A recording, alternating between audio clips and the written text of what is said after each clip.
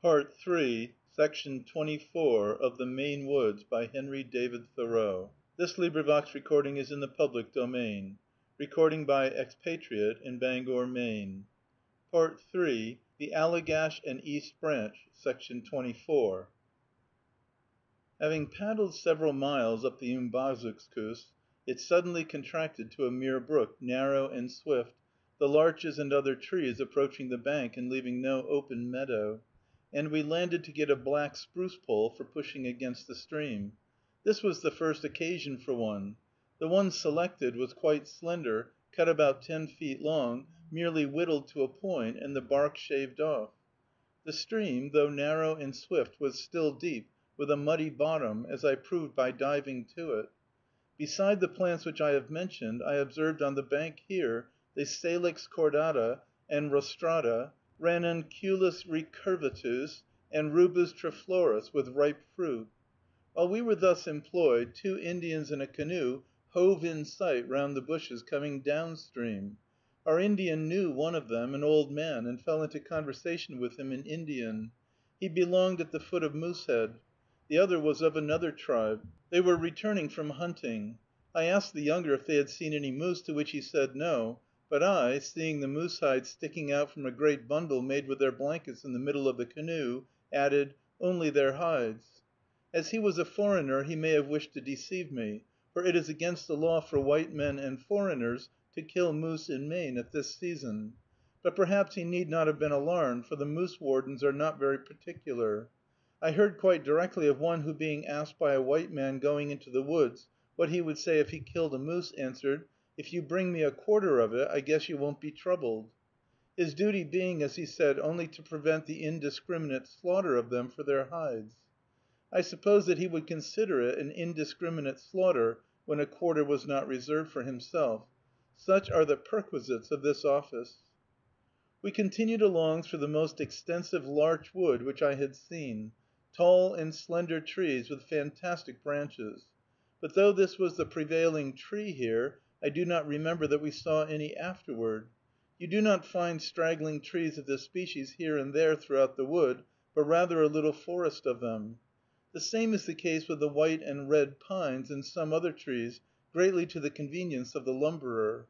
They are of a social habit, growing in veins, clumps, groups, or communities, as the explorers call them, distinguishing them far away, from the top of a hill or a tree, the white pines towering above the surrounding forest, or else they form extensive forests by themselves.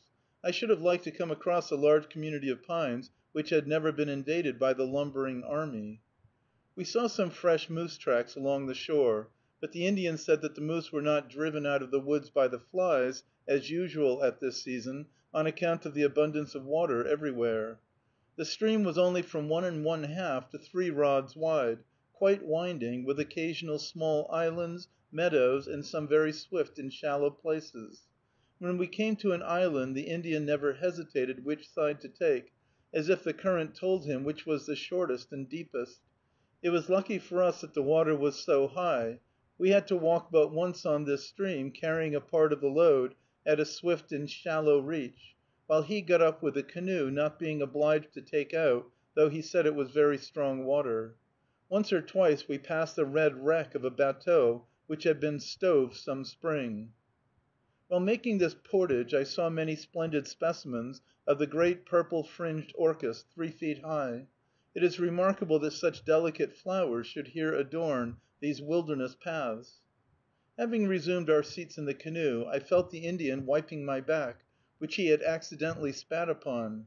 He said it was a sign that I was going to be married. The Umbazookskus River is called 10 miles long. Having poled up the narrowest part some 3 or 4 miles, the next opening in the sky was over Umbazookskus Lake, which we suddenly entered about 11 o'clock in the forenoon. It stretches northwesterly 4 or 5 miles, with what the Indian called the Caucomgomoc Mountains seen far beyond it. It was an agreeable change. This lake was very shallow a long distance from the shore, and I saw stone heaps on the bottom, like those in the Assabet at home. The canoe ran into one. The Indian thought that they were made by an eel. Joe Aitteon, in 1853, thought that they were made by chub. We crossed the southeast end of the lake to the carry into Mud Pond. Umbazookskus Lake is the head of the Penobscot in this direction, and Mud Pond is the nearest head of the Allegash, one of the chief sources of the St. John. Hodge, who went through this way to the St. Lawrence in the service of the State, calls the portage here 1.75 miles long, and states that Mud Pond has been found to be 14 feet higher than Umbazookskus Lake. As the west branch of the Penobscot at the Moosehead Carry is considered about 25 feet lower than Moosehead Lake, it appears that the Penobscot in the upper part of its course runs in a broad and shallow valley, between the Kennebec and St. John, and lower than either of them, though, judging from the map, you might expect it to be the highest. Mud Pond is about halfway from Umbazookskus to Chamberlain Lake, into which it empties, and to which we were bound. The Indian said that this was the wettest carry in the State, and as the season was a very wet one, we anticipated an unpleasant walk. As usual, he made one large bundle of the pork keg, cooking utensils, and other loose traps by tying them up in his blanket. We should be obliged to go over the carry twice, and our method was to carry one half part way, and then go back for the rest. Our path ran close by the door of a log hut in a clearing at this end of the carry, which the Indian, who alone entered it, found to be occupied by a Canadian and his family, and that the man had been blind for a year. He seemed peculiarly unfortunate to be taken blind there, where there were so few eyes to see for him. He could not even be led out of that country by a dog, but must be taken down the rapids as passively as a barrel of flour. This was the first house above Chesuncook, and the last on the Penobscot waters, and was built here, no doubt, because it was the route of the lumberers in the winter and spring. After a slight ascent from the lake through the springy soil of the Canadian's clearing, we entered on a level and very wet and rocky path through the universal dense evergreen forest, a loosely paved gutter merely, where we went leaping from rock to rock and from side to side, in the vain attempt to keep out of the water and mud. We concluded that it was yet Penobscot water, though there was no flow to it.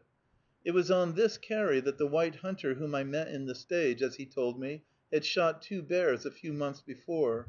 They stood directly in the path and did not turn out for him.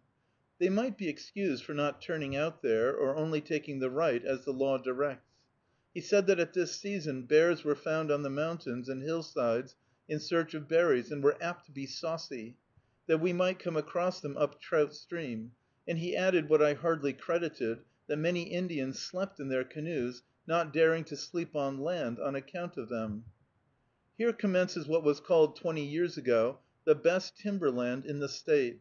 This very spot was described as covered with the greatest abundance of pine, but now this appeared to me comparatively an uncommon tree there, and yet you did not see where any more could have stood amid the dense growth of cedar, fir, etc. It was then proposed to cut a canal from lake to lake here, but the outlet was finally made farther east at Telos Lake, as we shall see. The Indian with his canoe soon disappeared before us, but ere long he came back and told us to take a path which turned off westward, it being better walking, and, at my suggestion, he agreed to leave a bough in the regular carry at that place, that we might not pass it by mistake. Thereafter, he said, we were to keep the main path, and he added, "You see 'em, my tracks." But I had not much faith that we could distinguish his tracks, since others had passed over the carry within a few days. We turned off at the right place, but were soon confused by numerous logging paths, coming into the one we were on, by which lumberers had been to pick out those pines which I have mentioned. However, we kept what we considered the main path, though it was a winding one, and in this, at long intervals, we distinguished a faint trace of a footstep. This, though comparatively unworn, was at first a better, or at least a drier road than the regular carry which we had left. It led through an arbor vitæ wilderness of the grimmest character. The great fallen and rotting trees had been cut through and rolled aside, and their huge trunks abutted on the path on each side, while others still lay across it 2 or 3 feet high. It was impossible for us to discern the Indian's trail in the elastic moss, which, like a thick carpet, covered every rock and fallen tree, as well as the earth. Nevertheless, I did occasionally detect the track of a man, and I gave myself some credit for it. I carried my whole load at once, a heavy knapsack and a large India rubber bag, containing our bread and a blanket, swung on a paddle, in all about 60 pounds; but my companion preferred to make 2 journeys by short stages, while I waited for him. We could not be sure that we were not depositing our loads each time farther off from the true path. As I sat waiting for my companion, he would seem to be gone a long time, and I had ample opportunity to make observations on the forest. I now first began to be seriously molested by the black fly, a very small but perfectly formed fly of that color, about 1/10 of an inch long, which I first felt, and then saw, in swarms about me, as I sat by a wider and more than usually doubtful fork in this dark forest path. The hunters tell bloody stories about them, how they settle in a ring about your neck before you know it, and are wiped off in great numbers with your blood. But remembering that I had a wash in my knapsack, prepared by a thoughtful hand in Bangor, I made haste to apply it to my face and hands, and was glad to find it effectual as long as it was fresh, or for 20 minutes, not only against black flies, but all the insects that molested us. They would not alight on the part thus defended. It was composed of sweet oil and oil of turpentine, with a little oil of spearmint and camphor. However, I finally concluded that the remedy was worse than the disease. It was so disagreeable and inconvenient to have your face and hands covered with such a mixture. 3 large slate-colored birds of the jay genus, Garrulus canadensis, the Canada jay, moose bird, meat bird, or what not, came flitting silently and by degrees toward me, and hopped down the limbs inquisitively to within 7 or 8 feet. They were more clumsy and not nearly so handsome as the blue jay. Fish hawks from the lake uttered their sharp whistling notes low over the top of the forest near me, as if they were anxious about a nest there. After I had sat there some time, I noticed at this fork in the path a tree which had been blazed, and the letters "Chamb Lake" written on it with red chalk. This I knew to mean Chamberlain Lake. So I concluded that on the whole we were on the right course, though as we had come nearly 2 miles and saw no signs of Mud Pond, I did harbor the suspicion that we might be on a direct course to Chamberlain Lake, leaving out Mud Pond. This I found by my map would be about 5 miles northeasterly, and I then took the bearing by my compass. My companion having returned with his bag, and also defended his face and hands with the insect wash, we set forward again. The walking rapidly grew worse, and the path more indistinct, and at length, after passing through a patch of calopalustris, still abundantly in bloom, we found ourselves in a more open and regular swamp, made less passable than ordinary by the unusual wetness of the season. We sank a foot deep in water and mud at every step, and sometimes up to our knees, and the trail was almost obliterated, being no more than that a musquash leaves in similar places, when he parts the floating sedge. In fact, it probably was a musquash trail in some places. We concluded that if Mud Pond was as muddy as the approach to it was wet, it certainly deserved its name. It would have been amusing to behold the dogged and deliberate pace at which we entered that swamp, without interchanging a word, as if determined to go through it, though it should come up to our necks. Having penetrated a considerable distance into this, and found a tussock on which we could deposit our loads, though there was no place to sit, my companion went back for the rest of his pack. I had thought to observe on this carry when we crossed the dividing line between the Penobscot and St. John, but as my feet had hardly been out of water the whole distance, and it was all level and stagnant, I began to despair of finding it.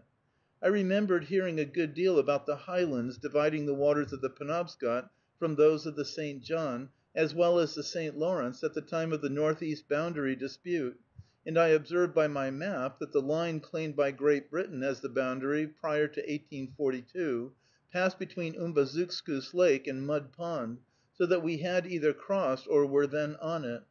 These, then, according to her interpretation of the Treaty of '83, were the highlands which divide those rivers that empty themselves into the St. Lawrence from those which fall into the Atlantic Ocean. Truly an interesting spot to stand on, if that were it, though you could not sit down there. I thought that if the commissioners themselves, and the King of Holland with them, had spent a few days here, with their packs upon their backs, looking for that highland, they would have had an interesting time, and perhaps it would have modified their views of the question somewhat. The King of Holland would have been in his element. Such were my meditations while my companion was gone back for his bag. It was a cedar swamp, through which the peculiar note of the white-throated sparrow rang loud and clear. There grew the side saddle flower, Labrador tea, Kalmia glauca, and what was new to me, the low birch, Betula pumila, a little round-leafed shrub, 2 or 3 feet high only. We thought to name this swamp after the latter. After a long while my companion came back, and the Indian with him. We had taken the wrong road, and the Indian had lost us. He had very wisely gone back to the Canadian's camp, and asked him which way we had probably gone, since he could better understand the ways of white men, and he told him correctly that we had undoubtedly taken the supply road to Chamberlain Lake, slender supplies they would get over such a road at this season. The Indian was greatly surprised that we should have taken what he called a tow, that is, a tote or toting or supply road, instead of a carry path, that we had not followed his tracks, said it was strange, and evidently thought little of our woodcraft. End of Part 3, Section 24. Recording by Expatriate in Bangor, Maine.